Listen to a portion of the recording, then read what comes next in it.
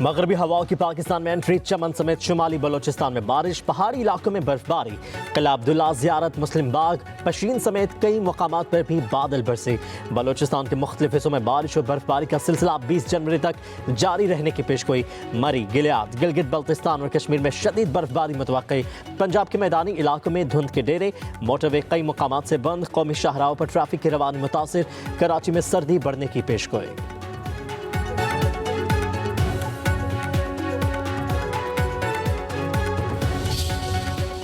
ऐसा केस जो open and shut case है, जिसके अंदर कोई अभाम नहीं है, जिसके अंदर कोई कानूनी सुकम नहीं है, ये जो एक डाका है पाकिस्तान की तारीख का सबसे बड़ा, जिसके अंदर सजा हुई है। एनसीए ने ये पैसा जब्त करके पाकिस्तान की हुकूमत को दी। काबीना ने बंद लफाफा मंजूर करके ये पैसा उसी शख्स के हवाले कर दिया जिस शख्स से ये जब्त किया गया था। पीटीआई का चोरी छुपाने के लिए मजहब का इस्तेमाल करना अफसोसनाक है। जब 190 मिलियन पाउंड केस में कानूनी दिफा नहीं कर सके तो मजहब को दरमियान में लाना शुरू कर दिया।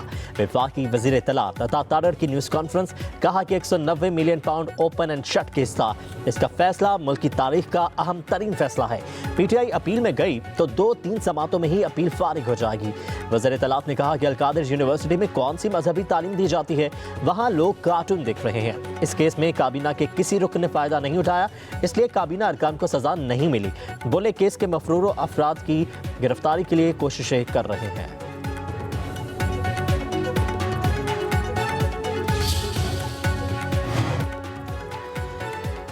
कई दरवाजों से बैक वक्त मुज़ाकरात नहीं चला करते। हुकूमती मुज़ाकराती टीम के तर्जुमान सेनेटर इरफान सदीकी का पीटीआई को पैगाम। बैरिस्टर गौहर की आर्मी चीफ से मुलाकात पर कहा, तमाम तफसीलात और मकालमों का इल्म है। अब छोटे छोटे दरवाजों, खिड़कियों और रोशनदानों में झांकने का कोई फ़ायदा नहीं।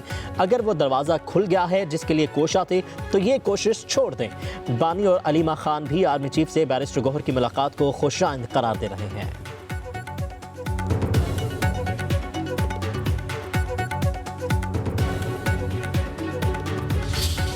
एक शख्स जो वजीर आज़म पाकिस्तान है, वो एक प्राइवेट ट्रस्ट के जो है वो उसका ट्रस्टी बनता है अपनी बीवी के साथ, और मजहब को सियासत में अपने घिनौने किरदार को छुपाने के लिए इस्तेमाल करने की पुरानी आदत है। ये एनसीए की वो प्रेस रिलीज है जो उन्होंने इस केस के बाद जारी की, जिसके अंदर उन्होंने कहा कि ये पाकिस्तान के जो है वो लूटी हुई दौलत थी जो हम पाकिस्तान को वापस भेज रहे हैं। बानी पीटीआई ने अहलिया से मिलकर अरबों का डाका डाला, हमेशा झूठ बोला। 190 मिलियन पाउंड तारीख की सबसे बड़ी चोरी है। केस में इंसाफ के तमाम तकाजे पूरे किए गए। पंजाब की वज़ीर इत्तलात अस्मा बुखारी की प्रेस कॉन्फ्रेंस, कहा कि केस में ताखीरी हरबे इस्तेमाल किए गए। भगोड़े इश्तिहारियों को वापस लाया जाएगा। पंजाब की सीनियर वजीर मरियम औरंगजेब ने कहा कि बानी पीटीआई मकाफाती अमल का शिकार है। शरीफ खानदान को जेल में डाला गया। तारिक फजल चौधरी बोले, अदालती मामलात का मुज़ाकरात से कोई ताल्लुक नहीं। करप्शन साबित होने पर ही बानी पीटीआई को सजा सुनाई गई।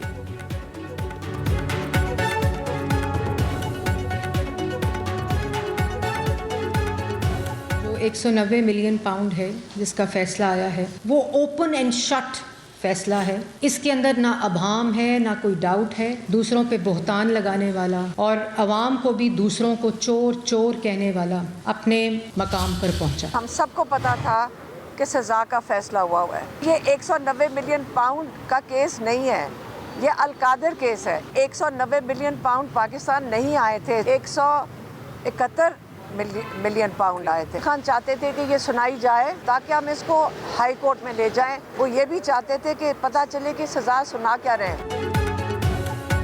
हमें पहले से पता था कि बानी को सजा क्या होनी है। हम हाई कोर्ट जाएंगे और ये केस 2 हफ्तों में ही निमट जाएगा। अलीमा खान की मीडिया से गुफ्तगू, कहा, कल दुनिया के सामने शर्मिंदगी हुई।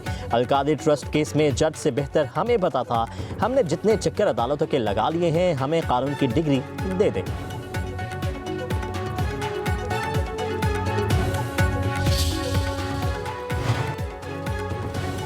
हुकूमत नाअहल लोगों के पास है। मौजूद असम्बलियों की कोई हैसियत नहीं है।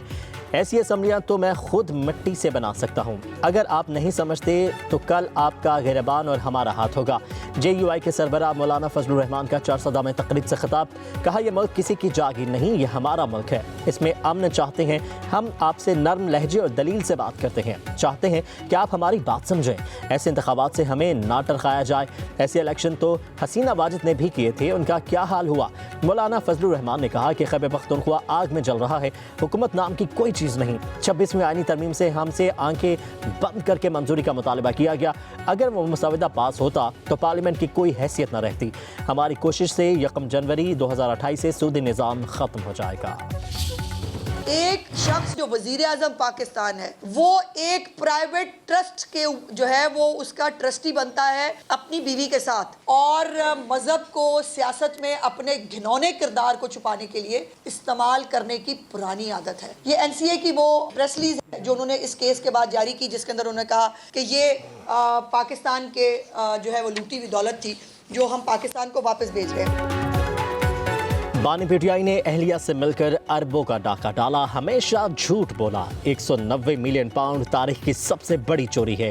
केस में इंसाफ के तमाम तकाजे पूरे किए गए। पंजाब की वज़ीर इत्तलात अज़मा बुखारी की प्रेस कॉन्फ्रेंस, कहा कि केस में ताख़ीरी हरबे इस्तेमाल किए गए, भगोड़े इश्तिहारियों को वापस लाया जाएगा। पंजाब की सीनियर वज़ीर मरियम औरंगज़ेब ने कहा कि बानी पीटीआई मकाफाती अमल का शिकार है, शरीफ खानदान को जेल में डाला गया। तारिक फजल चौधरी बोले, अदालती मामलात का मुज़ाकरात से कोई ताल्लुक नहीं, करप्शन साबित होने पर ही बानी पीटीआई को सजा सुनाई गई।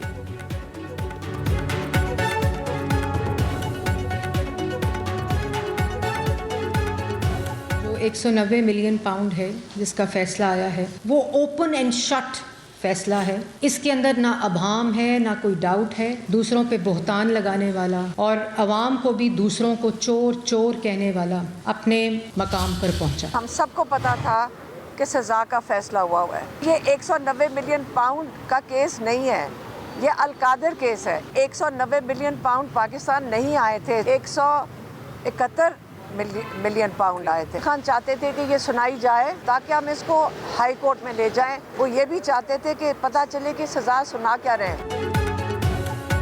हमें पहले से पता था कि बानी को सजा क्या होनी है। हम हाई कोर्ट जाएंगे और ये केस 2 हफ्तों में ही निमट जाएगा। अलीमा खान की मीडिया से गुफ्तगू, कहा कल दुनिया के सामने शर्मिंदगी हुई। अलकादिर ट्रस्ट केस में जज से बेहतर हमें पता था। हमने जितने चक्कर अदालतों के लगा लिए हैं, हमें कानून की डिग्री दे दें।